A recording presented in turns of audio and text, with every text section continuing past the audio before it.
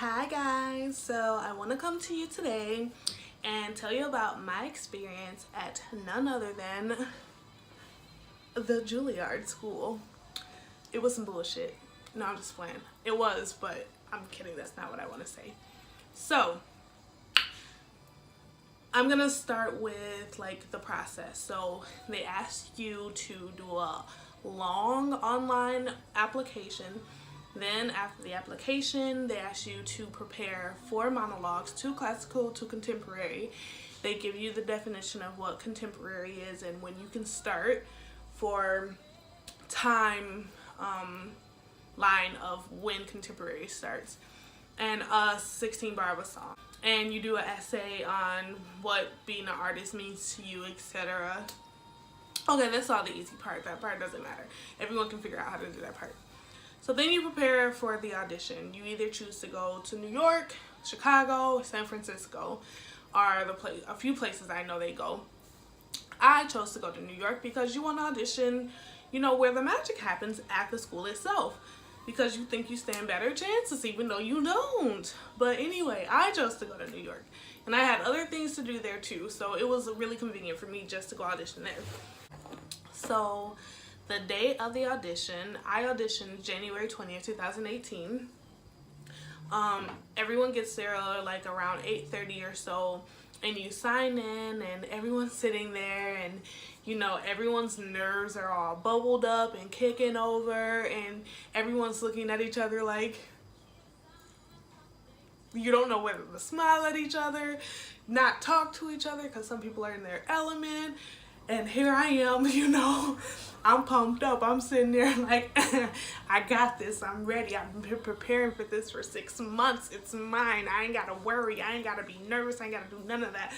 Here I am with my little name tag on, shimmying and taking selfies in it, sending it to my friends because, you know, I'm popping and I know I'm good and I'm ready for this audition, right? There is no being ready. You can't prepare. You can't do none of that, because when you step in that room with them 2 or 3 people looking, okay, let me even go back. I'm sorry, I jumped ahead of myself. So you sit in there and then they call all of y'all out and you go do a warm-up as a group together. And the woman who does the warm-ups is like the vocal coach for the school.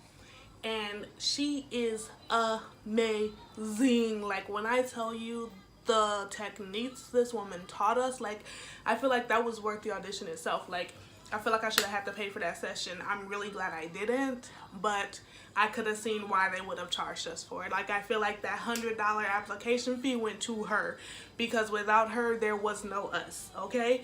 So we did all these techniques. Everyone got in tune with their selves and found their centers.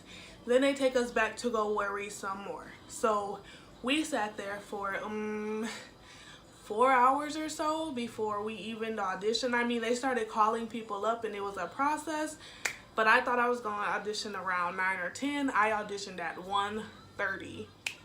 So you literally get in this room.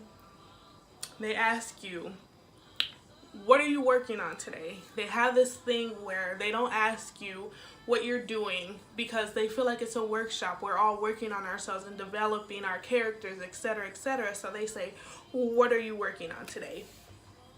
So I told them the name of my pieces. They looked at my application, asked me a question on it, and then came back and said, start when ready. So I did my pieces. Now the Shakespeare one, kind of rocky. You know, I'm not really a Shakespearean type of girl, if you get my drift. Like, I'm more of the contemporary type. So I went through the Shakespeare piece and was like, thank God that's over. Now I'm finna kill it, because I know my contemporary brings it all. It gives all the life.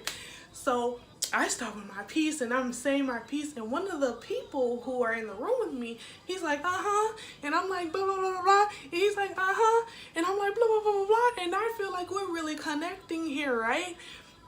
So, you know, I watched a lot of people's videos before I went into the audition, like to see how they felt about their process or what the process was like for them. And most of them said like, oh, when I stepped into the room, I already knew I wasn't gonna make it. Like I felt the vibe from the room and I knew it wasn't my time. I didn't feel like that. I felt like he was giving me all I needed to know that I was in here, that there was a place for Diamond in one of those 18 spots. Like I just knew it from the vibe him and I had. I didn't even worry about the little lady who was sitting there who wasn't even paying attention for real. Asked her out. Me and him, we were here. Do you hear me? Here. So I stepped out that room proud. I'm like, oh, I'm not even worried because I killed it. I already know what's up. I know I'm in. It ain't with no problem. I was not in. And so after the audition, everyone's nervous. You know, everyone's going to get food. Some people are walking around. They're trying to have small talk with you. And I was sitting there cool because I just knew I was in the bag. So I sat there and had my roommate from when I was a student in New York come with me, and we sat there waiting to get the email. And here I am telling her like, oh, I really hope you didn't come all this way and we only get to see each other for 15 minutes because they're about to do callbacks, because obviously I know I had a callback, right? Girl, if they didn't send them emails out and that email said, we regret to inform you. Talk about stunned. I was stunned. I couldn't believe it. I was looking around like maybe they sent this to the wrong person, because I know me and Mr. Man had a connection there. I know they had to send this email. So I'm looking around to see if somebody gonna come up and say, oh man, I'm sorry, we sent you the wrong email. You come with us. Nobody ever showed up. No one ever said that. So I go try to act like I wasn't affected, right? And I was like, oh, I'm just gonna have a photo shoot in New York then, since I'm here, you know. I'm still everything. I'm just gonna have me a photo shoot. I'm on, you know, the skyline, the high line, whatever the hell it's called. I'm up there taking pictures and stunting on the people, because I'm like, I know, like, they still gonna send me this email saying they made a mistake. So after my roommate left, I was sitting there by myself and realizing that ain't no email coming. And then my face went from a smile to I couldn't understand. Like, I was one of the majority who was not coming back.